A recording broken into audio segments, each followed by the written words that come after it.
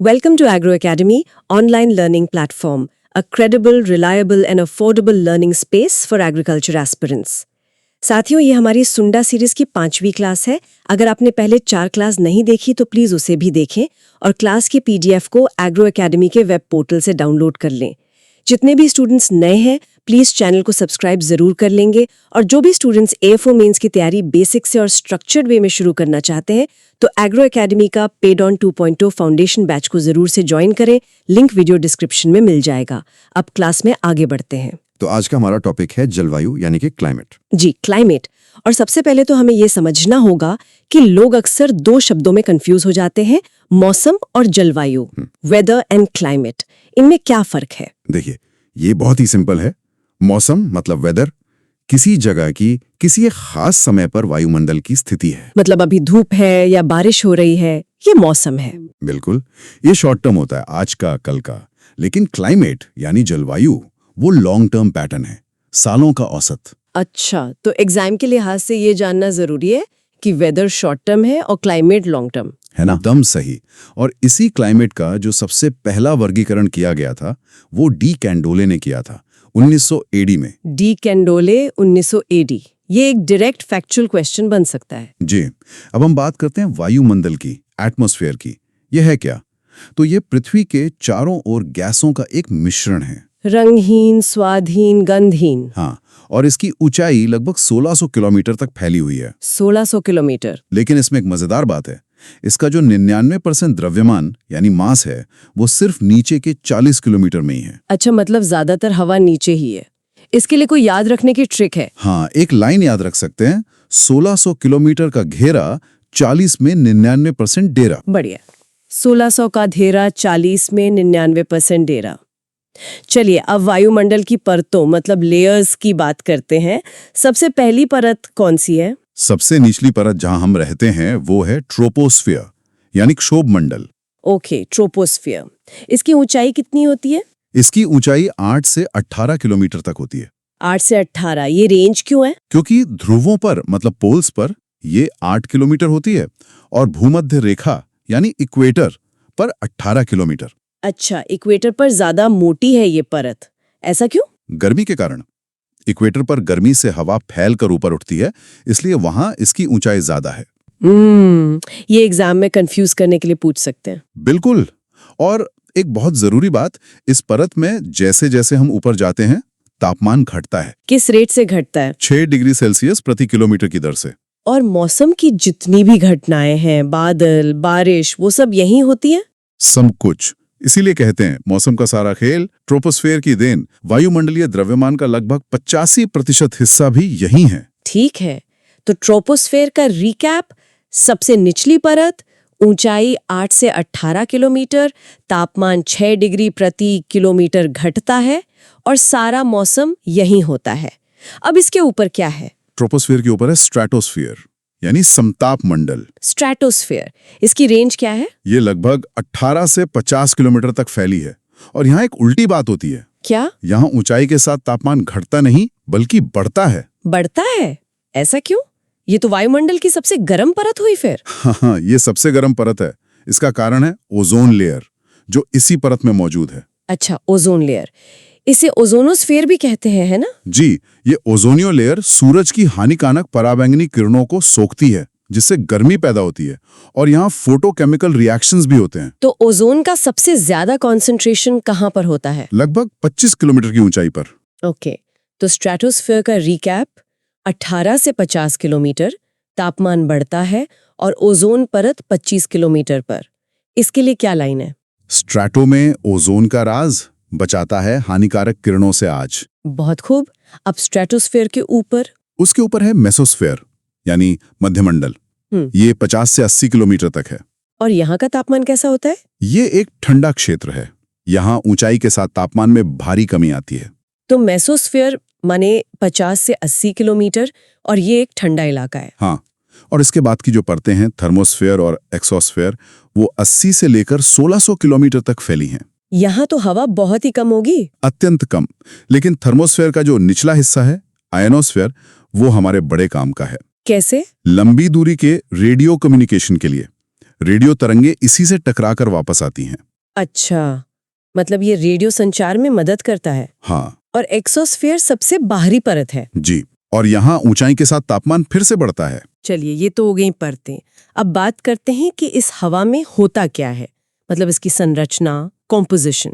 वायुमंडलीय हवा यानी एटमॉस्फेरिक एयर की बात करें तो सबसे ज्यादा है नाइट्रोजन, कितनी? 78.08%। और उसके बाद ऑक्सीजन, ऑक्सीजन है 20.95%। लगभग 21%। हाँ, फिर है आर्गन 0.93%।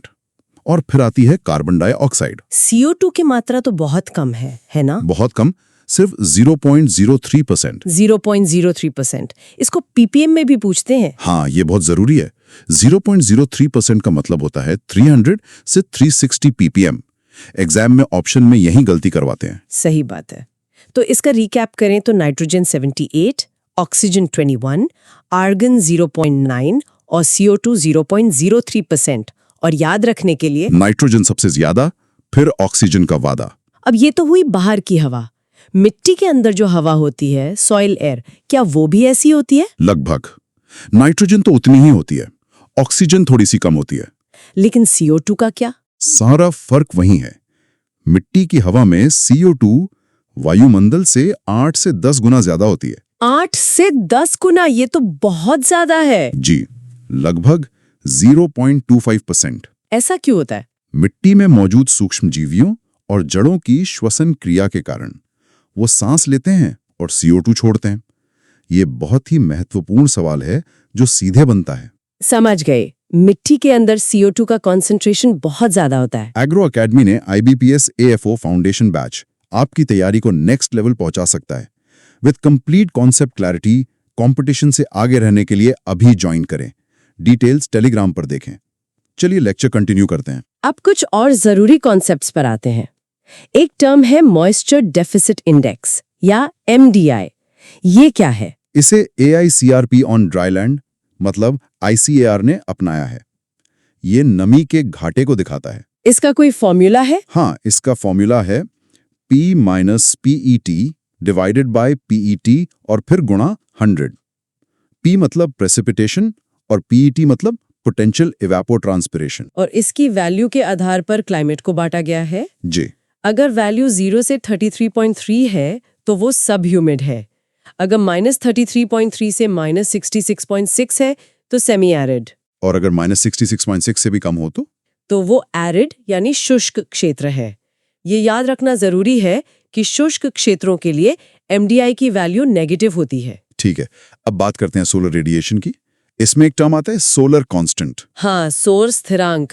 ये वो ऊर्जा है जो पृथ्वी के वायुमंडल के बाहर 1 मिनट में 1 वर्ग सेंटीमीटर एरिया पर मिलती है। इसकी वैल्यू क्या है? ये बहुत पूछी जाती है। इसकी 2 यूनिट्स में वैल्यू याद रखनी है। 1.94 कैलोरी प्रति सेंटीमीटर स्क्वायर प्रति मिनट और दूसरी यूनिट में 1353 वॉट प्रति मीटर स्क्वायर। इन दोनों वैल्यूज को कंफ्यूज नहीं करना है। ठीक है। और ये ऊर्जा किन कणों के रूप में आती है? क्वांटा या फोटॉन्स। एक और टर्म है PAR मतलब फोटोसिंथेटिकली एक्टिव रेडिएशन। ये क्या है? ये वो रेडिएशन है जिसे पौधे फोटोसिंथेसिस के लिए इस्तेमाल करते हैं। इसकी वेवलेंथ 0.4 से 0.7 माइक्रोमीटर होती है, या नैनोमीटर में कहें तो 400 से 700 nm। बिल्कुल। इसे क्वांटम सेंसर से मापते हैं और इसकी यूनिट आइंस्टाइन या WM स्क्वायर है। अच्छा, अब आते हैं लैप्स रेट पर। ये हम पहले भी डिस्कस कर चुके। हाँ, ऊंचाई के साथ तापमान में कमी। जो नॉर्मल लैप्स रेट है उसकी वैल्यू है 6.5 डिग्री सेल्सियस प्रति किलोमीटर। ये न्यूमेरिकल तो सीधा सवाल बन चुका है। जी, और एक ड्राई एडियाबेटिक लैप्स रेट भी होता है जो 10 डिग्री सेल्सियस प्रति किलोमीटर है। और कभी-कभी इसका उल्टा भी होता है जिसे इन्वर्जन कहते हैं। हाँ, जब ऊंचाई के साथ तापमान अचानक बढ़ने लगे। अब अगला कॉन्सेप्ट है एल्बिडो। ये क्या होता है? ये आने वाले और बाहर जाने वाले सौर विकिरण का अनुपात है। इसे प्रतिशत में दिखाते हैं। मतलब कोई सतह कितनी धूप को वापस भेज देती है। तो एकदम सही। जैसे फसल की सतह का एल्बिडो 23 से 30% होता है। और सबसे ज्यादा किसका होता है? ये सवाल बहुत आता है। सबसे ज्यादा होता है ताजी बर्फ का 75 से 95%। वो ज्यादातर धूप को रिफ्लेक्ट कर देती है। इसीलिए बर्फीले इलाके ठंडे रहते हैं। अब बात करते हैं आर्द्रता यानी ह्यूमिडिटी की। इसमें सबसे जरूरी है रिलेटिव ह्यूमिडिटी। इसका फॉर्मूला है एक्चुअल वेपर को सैचुरेशन वेपर से डिवाइड करके 100 से गुणा करना। और इसकी यूनिट प्रतिशत होती है, इसे मापते किससे हैं? साइक्रोमीटर से। और कृषि के लिए ये सबसे उपयोगी ह्यूमिडिटी का माप है। एब्सोल्यूट और स्पेसिफिक ह्यूमिडिटी की यूनिट्स क्या है? एब्सोल्यूट ह्यूमिडिटी की यूनिट है ग्राम प्रति क्यूबिक मीटर और स्पेसिफिक ह्यूमिडिटी की है ग्राम प्रति किलोग्राम। ठीक है, अब जल्दी से वर्षा के अलग अलग रूप देख लेते हैं। रेन यानी वर्षा में बूंद का साइज 0.5 से 6 mm होता है। और अगर 0.5 mm से कम हो तो उसे ड्रिजल यानी बूंदाबांदी कहते हैं। स्नो तो बर्फ के क्रिस्टल होते हैं। और ड्यू यानी ओस, वो ठंडी सतह पर नमी का जम जाना है। और फ्रॉस्ट यानी पाला, वो पंखनुमा बर्फ का जमाव होता है। कोहरा और धुंध भी इसी के रूप हैं। अब तापमान के पैमाने सेल्सियस, फ़ारेनहाइट और केल्विन। इनके कन्वर्जन फॉर्मूला पर न्यूमेरिकल्स आते हैं। हाँ, C = F-32, 59 और F = 9/5C + 32 और K = डिग्री सेल्सियस + 273। ये याद रखने जरूरी हैं। बिल्कुल। चलिए अब एक रैपिड फायर करते हैं कुछ उपकरणों और आइसोलाइंस पर। मैं नाम बोलूंगी, आप उनका काम बताइएगा। जरूर। एल्टीमीटर, ऊंचाई, एनीमोमीटर, हवा की गति, कैम्बल स्टोक्स, धूप की अवधि, लाइसीमीटर, इवेपोट्रांसपिरेशन, टेंसियोमीटर, मृदा नमी तनाव, पायरानोमीटर, कुल आने वाला सौर विकिरण, क्रेस्कोग्राफ। पौधों की वृद्धि, बहुत बढ़िया। अब कुछ आइसोलाइंस, आइसोबार, समान वायुमंडलीय दाब, आइसोहाइट, समान वर्षा, आइसोथर्म, समान तापमान, आइसोहेल, समान धूप के घंटे, आइसोटेक। समान हवा का वेग। फैंटास्टिक, पूरी क्लास का एक बेहतरीन रिवीजन हो गया। अब आखिर में सबसे जरूरी न्यूमेरिकल वैल्यूज का एक क्विक रिकैप दे दीजिए। ठीक है। एटमॉस्फेयर की ऊंचाई 1600 किलोमीटर, ट्रोपोस्फेयर की 8 से 18 kilometre, normal lapse rate 6.5 degree Celsius पर किलोमीटर, हवा में नाइट्रोजन 78.08%, ऑक्सीजन 20.95%, CO2 0.03%। और मिट्टी की हवा में CO2 लगभग 0.25%। सोलर कांस्टेंट 1.94 कैलोरी सेंटीमीटर पर स्क्वायर मिनट या 1353 वॉट पर मीटर स्क्वायर।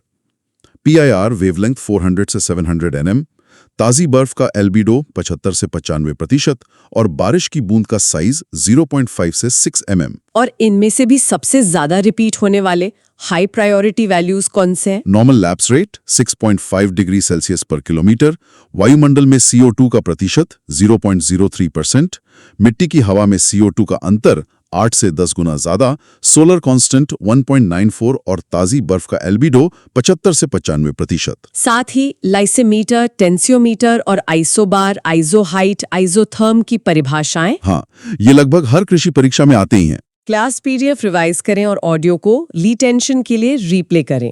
अगर आपको ये क्लास पसंद आई हो तो कमेंट में अपनी प्रतिक्रिया जरूर बताएं।